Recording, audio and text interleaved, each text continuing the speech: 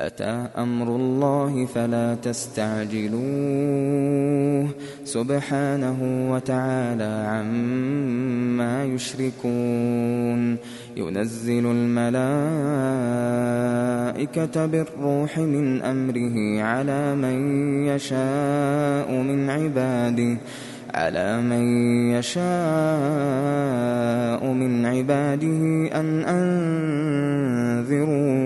أن أنذروا أنه لا إله إلا أنا فاتقون خلق السماوات والأرض بالحق تعالى عما يشركون خلق الإنسان من نطفة فإذا هو خصيم مبين والأنعام خلقها لكم فيها دفء ومنافع ومنها تأكلون ولكم فيها جمال حين تريحون وحين تسرحون وتحمل أثقالكم إلى بلد لم تكونوا بالغيه إلا بشق الأنفس إن ربكم لرؤوف رحيم والخيل والبغال والحمير لتركبوها وزينة ويخلق ما لا تعلمون وعلى الله قصد السبيل ومنها جائر ولو شاء لهداكم أجمعين هو الذي أنزل من السماء ماء لكم منه شراب ومنه شجر فيه تسيمون ينبت لكم به الزرع والزيتون والنخيل والأعناب ومن كل الثمرات إن في ذلك لآية لقوم يتفكرون وسخر لكم الليل والنهار والشمس والقمر والنجوم مسخرات بأمره إن في ذلك لآيات لقوم يعقلون وما ذرأ لكم في الأرض مختلفا ألوانه إن في ذلك لآية لقوم يذكرون وهو الذي سخر البحر لتأكلوا منه لحما طريا وتستخرجوا منه حلية تلبسونها وترى الفلك مواخر فيه ولتبتغوا من فضله ولعلكم تشكرون وألقى في الأرض رواسي أن تميد بكم وأنهارا وسبلا لعلكم تهتدون وعلامات وبالنجم هم يهتدون أفمن يخلق كمن لا يخلق أفلا تذكرون أفمن يخلق كمن لا يخلق أفلا تذكرون وإن تعدوا نعمة الله لا تحصوها إن الله لغفور رحيم والله يعلم ما تسرون وما تعلنون والذين يدعون من دون الله لا يخلقون شيئا وهم يخلقون أموات غير أحياء وما يشعرون أيان يبعثون إلهكم إله واحد فالذين لا يؤمنون بالآخرة قلوبهم منكرة وهم مستكبرون لا جرم أن الله يعلم ما يسرون وما يعلنون إنه لا يحب المستكبرين. وإذا قيل لهم ماذا أنزل ربكم قالوا أساطير الأولين ليحملوا أوزارهم كاملة يوم القيامة ومن أوزار الذين يضلونهم بغير علم ألا ساء ما يزرون. قد مكر الذين من قبلهم فأتى الله بنيانهم من القواعد فخر عليهم السقف من فوقهم وأتاهم العذاب من حيث لا يشعرون. ثم يوم القيامة يخزيهم ويقول أين شركائي الذين كنتم تشاقون فيهم قال الذين أوتوا العلم إن الخزي اليوم والسوء على الكافرين الذين تتوفاهم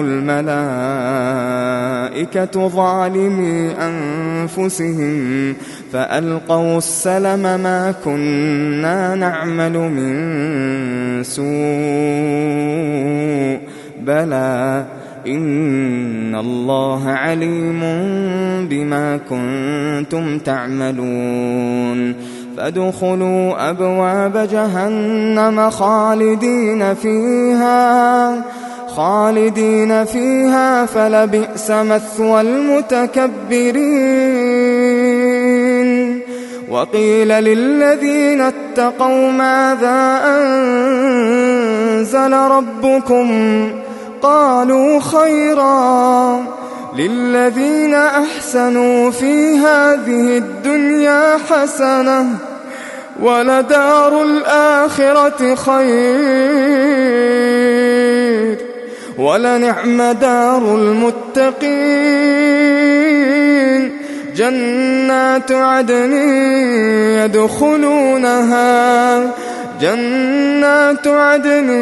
يدخلونها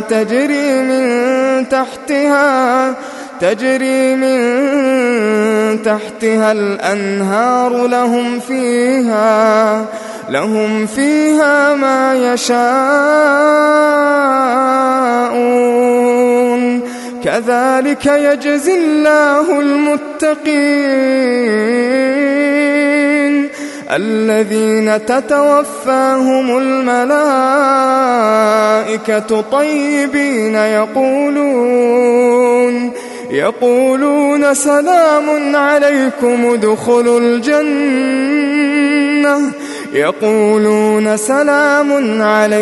ادخلوا الجنة بما كنتم تعملون. هل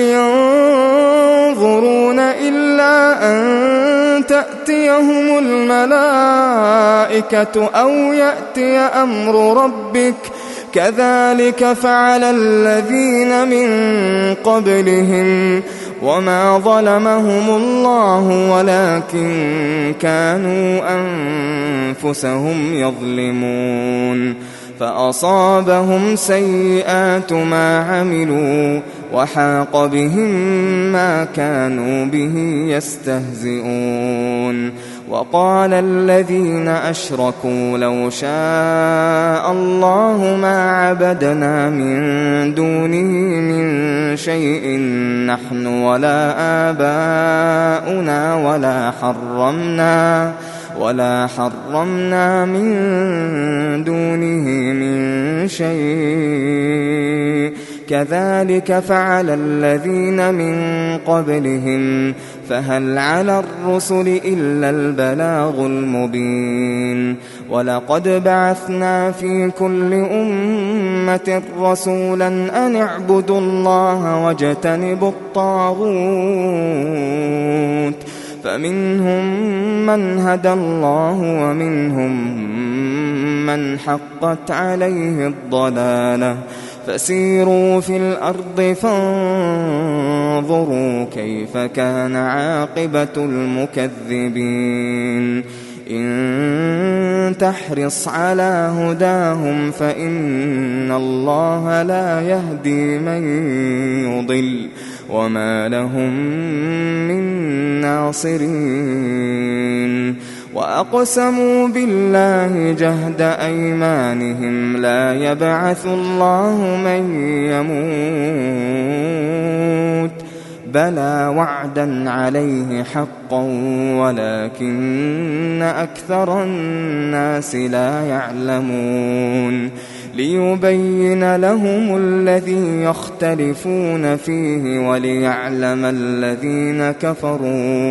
وليعلم الذين كفروا أنهم كانوا كاذبين إنما قولنا لشيء إذا أردناه أن نقول له كن فيكون والذين هاجروا في الله من بعد ما ظلموا لنبوئنهم في الدنيا حسنة ولأجر الآخرة أكبر لو كانوا يعلمون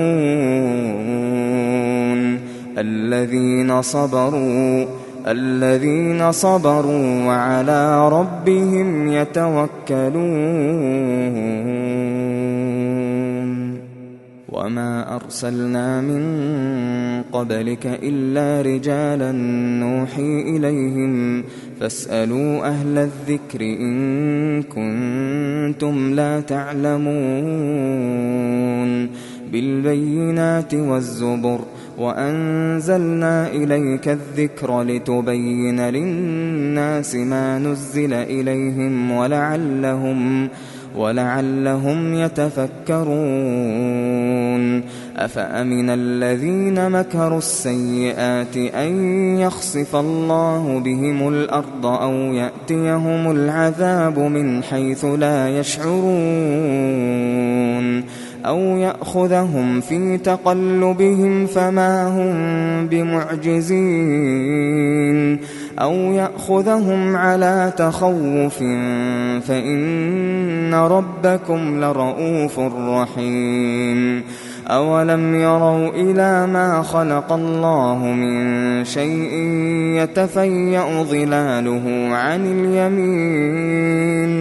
يتفيأ ظلاله عن اليمين والشمائل سجدا لله وهم داخرون ولله يسجد ما في السماوات وما في الأرض من دابة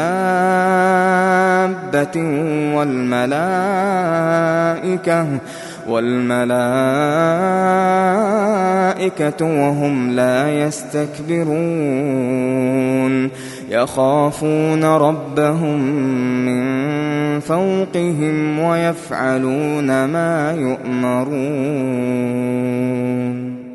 وقال الله لا تتخذوا إلهين اثنين إنما هو إله واحد فإياي فارهبون وله ما في السماوات والأرض وله الدين واصبا أفغير الله تتقون وما بكم من نعمة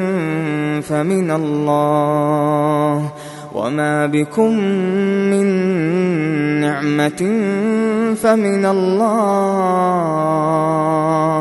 ثم إذا مسكم الضر فإليه تجأرون ثم إذا كشف الضر عنكم إذا فريق منكم بربهم يشركون ليكفروا بما آتيناهم فتمتعوا فسوف تعلمون ويجعلون لما لا يعلمون نصيبا مما رزقناهم تالله لتسألن عما كنتم تفترون ويجعلون لله البنات سبحانه ولهم ما يشتهون وإذا بشر أحدهم بالأنثى ظل وجهه مسودا وهو كظيم يتوارى من القوم من سوء ما بشر به أيمسكه على هون أم يدسه في التراب ألا ساء ما يحكمون للذين لا يؤمنون بالآخرة مثل السوء ولله المثل الأعلى وهو العزيز الحكيم ولو يؤاخذ الله الناس بظلمهم ما ترك عليها من دابة ولكن يؤخرهم إلى أجل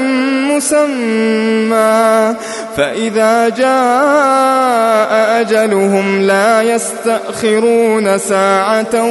ولا يستقدمون ويجعلون لله ما يكرهون وتصف ألسنتهم الكذب أن لهم الحسنى لا جرم أن لهم النار وأنهم مفرطون تالله لقد أرسلنا إلى أمم من قبلك فزين لهم الشيطان أعمالهم فهو وليهم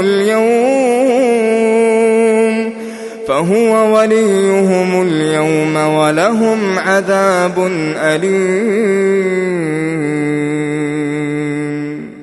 وما أنزلنا عليك الكتاب إلا لتبين لهم الذي اختلفوا فيه وهدى ورحمة لقوم يؤمنون والله أنزل من السماء ماء فأحيا به الأرض بعد موتها إن في ذلك لآية لقوم يسمعون وإن لكم في الأنعام لعبرة نسقيكم مما في بطونه من بين فرث ودم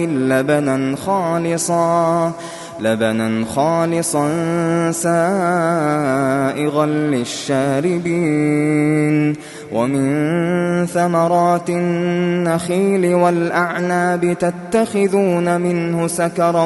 ورزقا حسنا إن في ذلك لآية لقوم يعقلون وأوحى ربك إلى النحل أن اتخذي من الجبال بيوتا ومن الشجر ومما يعرشون ثم كلي من كل الثمرات فاسلكي سبل ربك ذللا يخرج من بطونها شراب مختلف ألوانه فيه شفاء للناس إن في ذلك لآية لقوم يتفكرون والله خلقكم ثم يتوفاكم ومنكم من يرد إلى أرذل العمر لكي لا يعلم بعد علم شيئا إن الله عليم قدير والله فضل بعضكم على بعض في الرزق فما الذين فضلوا براد رزقهم على ما ملكت أيمانهم فهم فيه سواء أفبنعمة الله يجحدون والله جعل لكم من أنفسكم أزواجا وجعل لكم من أزواجكم بنين وحفدة ورزقكم من الطيبات أفبالباطل يؤمنون وبنعمة الله هم يكفرون ويعبدون من دون الله ما لا يملك لهم رزقا من السماوات والأرض شيئا ولا يستطيعون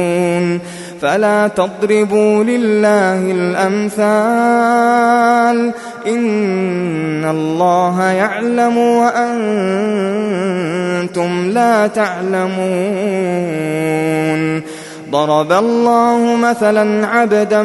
مملوكا لا يقدر على شيء ومن رزقناه منا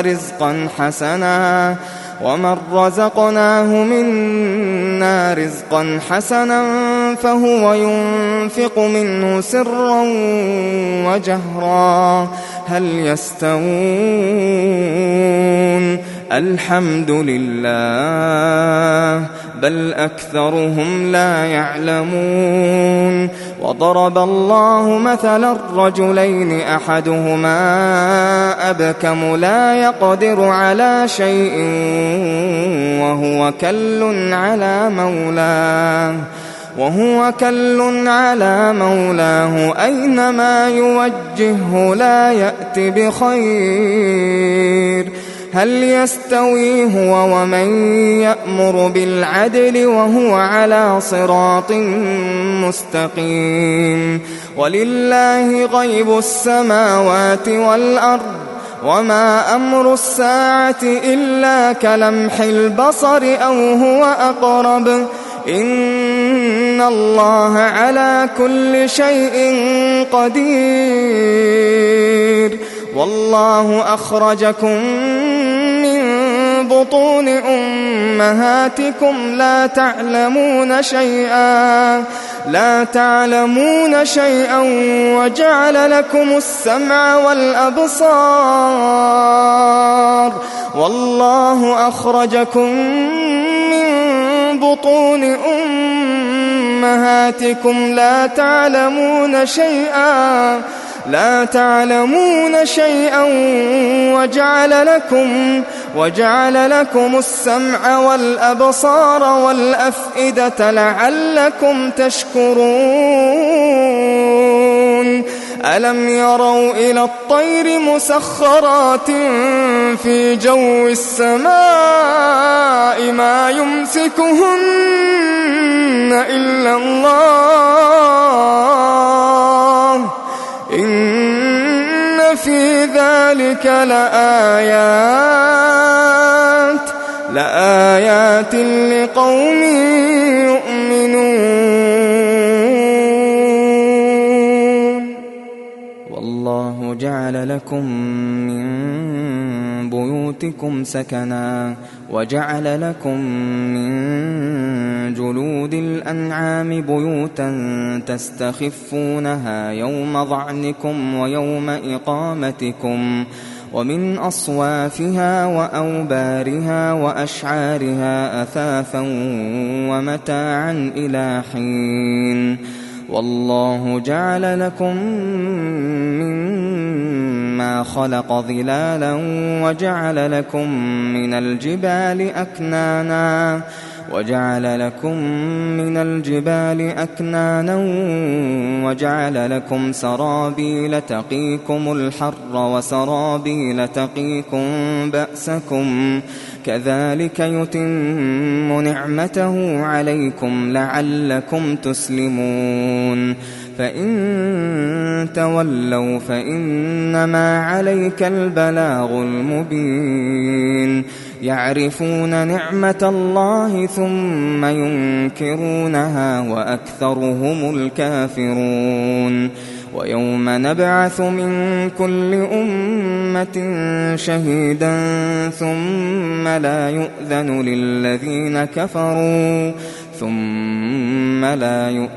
للذين كفروا ولا هم يستعتبون وإذا رأى الذين ظلموا العذاب فلا يخفف عنهم ولا هم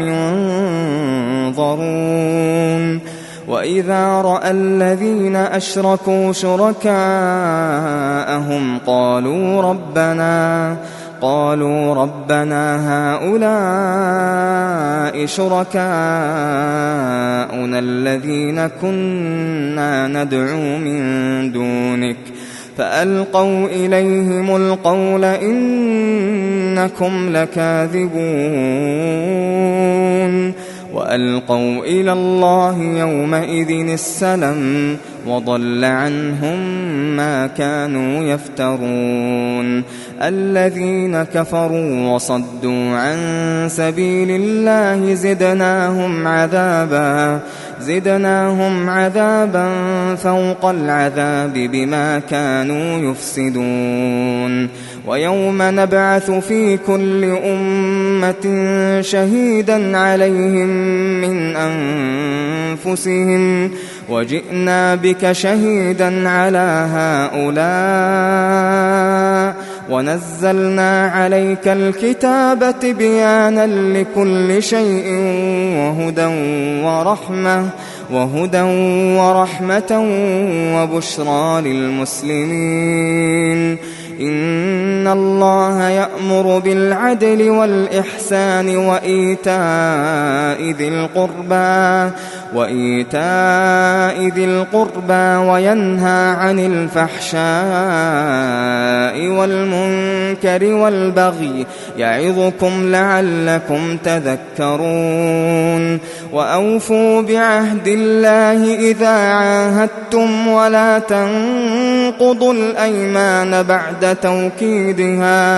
ولا تنقضوا الأيمان بعد توكيدها وقد جعلتم الله عليكم كفيلا إن الله يعلم ما تفعلون ولا تكونوا كالتي نقضت غزلها من بعد قوة أنكاثا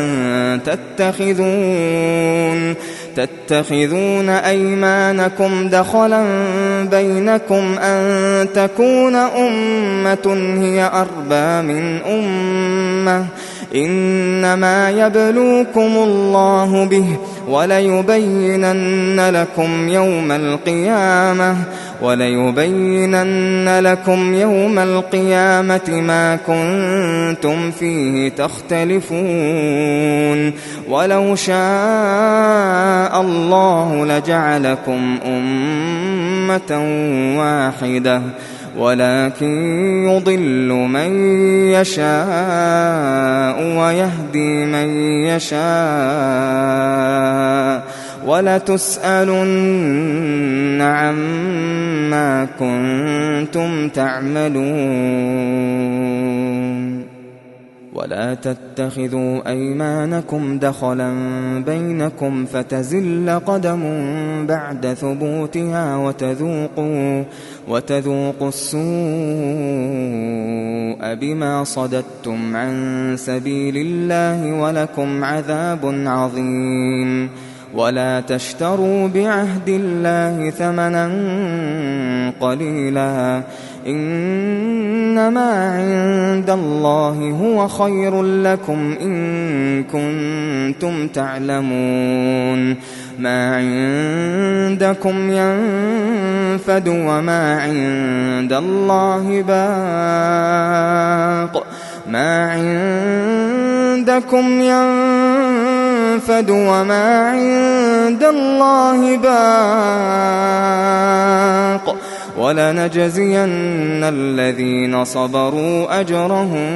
بأحسن ما كانوا يعملون من عمل صالحا من ذكر أو أنثى وهو مؤمن فلنحيينه حياة طيبة ولنجزينهم أجرهم بأحسن ما كانوا يعملون فإذا قرأت القرآن فاستعذ بالله من الشيطان الرجيم إنه ليس له سلطان على الذين آمنوا وعلى ربهم يتوكلون إنما سلطانه على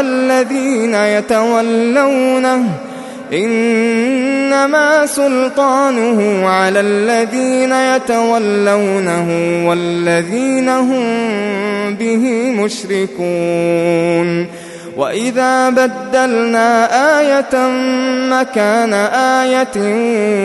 والله أعلم بما ينزل قالوا إنما أنت مفتر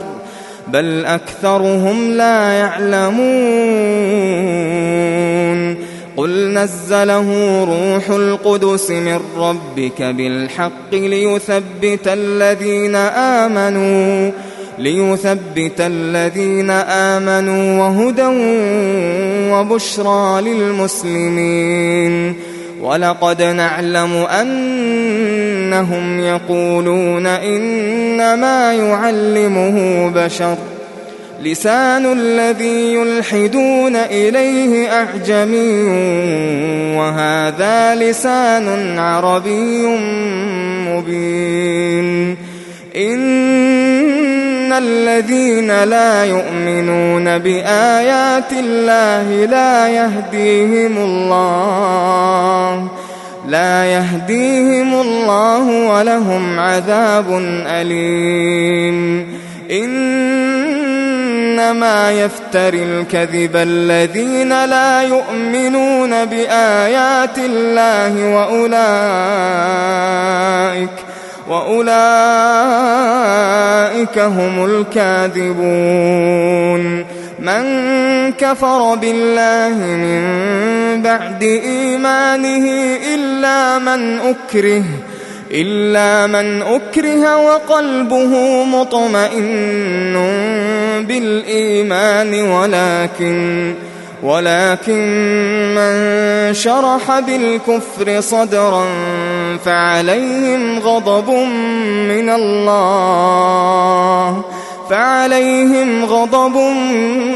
من الله ولهم عذاب عظيم ذلك بأنه مستحب الحياة الدنيا على الآخرة وأن الله لا يهدي القوم الكافرين أولئك الذين طبع الله على قلوبهم وسمعهم وأبصارهم وأولئك هم الغافلون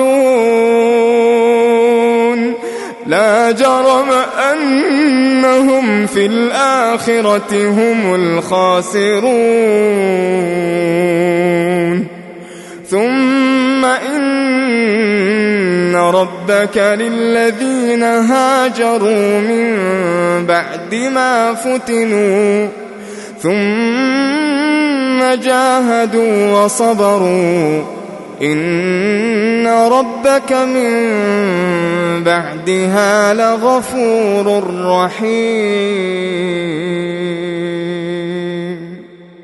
يوم تأتي كل نفس تجادل عن نفسها وتوفى كل نفس ما عملت وهم لا يظلمون. وضرب الله مثلا قرية كانت آمنة مطمئنة يأتيها رزقها رغدا من كل مكان فكفرت بأنعم الله فأذاقها الله لباس الجوع والخوف بما كانوا يصنعون. ولقد جاءهم رسول منهم فكذبوه فأخذهم العذاب وهم ظالمون. فكلوا مما رزقكم الله حلالا طيبا واشكروا نعمة الله إن كنتم إياه تعبدون. إنما حرم عليكم الميتة والدم ولحم الخنزير وما أهل لغير الله به فمن اضطر غير باغ ولا عاد فإن الله غفور رحيم. ولا تقولوا لما تصف ألسنتكم الكذب هذا حلال وهذا حرام لتفتروا على الله الكذب. إن الذين يفترون على الله الكذب لا يفلحون. متاع قليل ولهم عذاب أليم. وعلى الذين هادوا حرمنا ما قصصنا عليك من قبل وما ظلمناهم ولكن كانوا أنفسهم يظلمون. ثم إن ربك للذين عملوا السوء بجهالة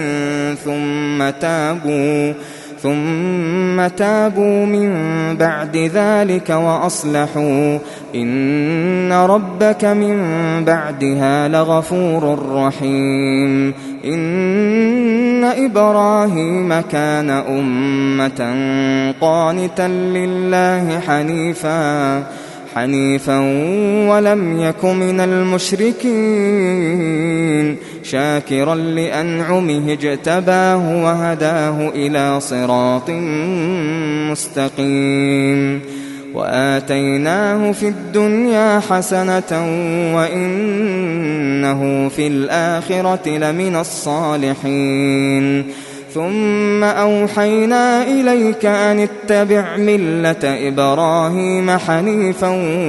وما كان من المشركين. إنما جعل السبت على الذين اختلفوا فيه وإن ربك ليحكم بينهم يوم القيامة فيما كانوا فيه يختلفون. ادع إلى سبيل ربك بالحكمة والموعظة الحسنة وجادلهم بالتي هي أحسن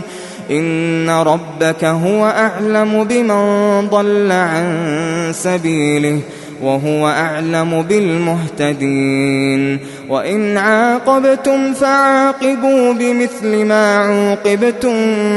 به ولئن صبرتم لهو خير للصابرين. واصبر وما صبرك إلا بالله ولا تحزن عليهم ولا تك في ضيق مما يمكرون. إن الله مع الذين اتقوا والذين هم محسنون.